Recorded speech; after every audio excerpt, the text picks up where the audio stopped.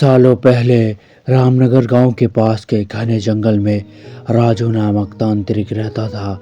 उसे अपनी विद्या और ज्ञान पर खूब घमंड था।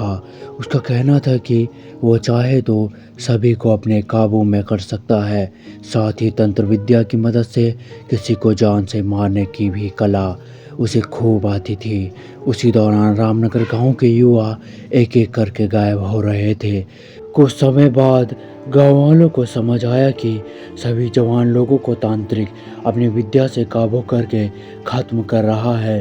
इस बात से परेशान होकर सभी गाँव वालों ने चर्चा की और ये फैसला किया कि वो साथ मिलकर तांत्रिक को मार देंगे। अपनी इस योजना को अंजाम देने के लिए एक दिन सभी गांव वाले मिलकर तांत्रिक के घर पहुंचे।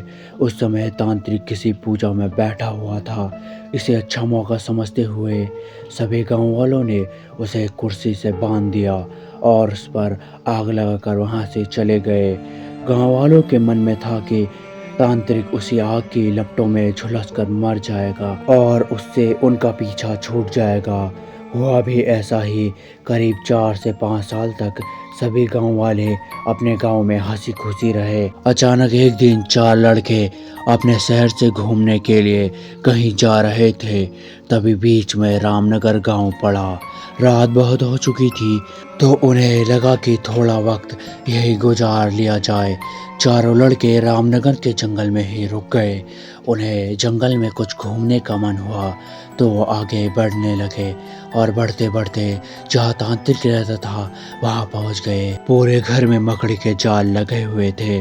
तभी एक लड़के को आधी जली हुई कुर्सी नजर आई और वो बिना सोचे समझे उस पर बैठ गया। बैठते ही उसके अंदर तांत्रिक की आत्मा घुस गई।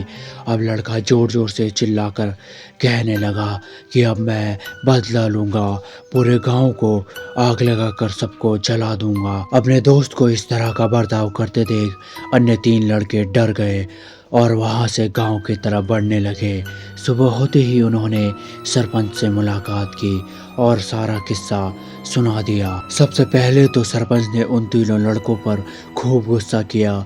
उन्होंने पूछा कि तुम लोगों को किसने कहा था वहां जाने के लिए। सरपंच को गुस्सा करते देख लड़कों ने कहा कि आप हमें माफ़ कर दीजिए, लेकिन हमें अपने दोस्त को बचाना है, कुछ तरकीब बताइए। थोड़ी देर सोचने के बाद सरपंच ने कहा, अगर वो लड़का कुर्सी से उठता है और खुद को आग लगा लेता है तो शायद तांत्रिक की आत्मा उसे छोड़ दे। सरपंच ने ये बात कही ही थी कि जिस लड़के पास तांत्रिक की आत्मा घुसी थी वो कुर्सी के साथ उड़ता हुआ गांव पर पहुंच गया। अपने दोस्त को इस हालत में देखकर तीनों लड़कों ने सबसे पहले जाकर उन लोगों से मुलाकात की जिन्होंने तांत्रिक की कुर्सी पर आग लगाई थी। उनसे बात करके सभी लड़के उन्हें अपने दोस्त के पास लेकर आए।